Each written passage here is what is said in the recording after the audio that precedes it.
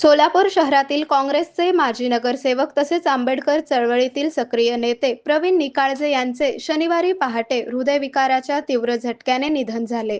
त्यांच्या निधनाची बातमी समोर येताच काँग्रेस कार्यकर्ते, समर्थक आणि कुमठानाका परिसरात शोककळा पसरली आहे. मृत्यूसमयी प्रवीण निकाळजे यांचे वय सुमारे 58 वर्षे होते. त्यांच्या पश्चात पत्नी, मुलगा आणि मुलगी असा परिवार आहे.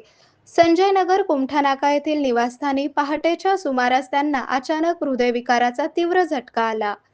त्यानंतर कुटुंबियांनी तातडीने त्यांना अश्विनी रुग्णालयात दाखल केले. मात्र उपचारापूर्वीच डॉक्टरांनी त्यांना मृत घोषित केले. दरम्यान त्यांचे पार्थिव शवविच्छेदनासाठी सोलापूरच्या शासकीय रुग्णालयात पाठवण्यात आले असून तेथे काँग्रेसचे शहराध्यक्ष चेतन नरोटे यांच्यासह काँग्रेस पदाधिकारी, कार्यकर्ते आणि निकाळजे समर्थकांनी मोठी गर्दी केली होती. त्यांच्या निधनामुळे अनेकांना अश्रू अनावर झाल्याचे चित्र पाहायला मिळाले.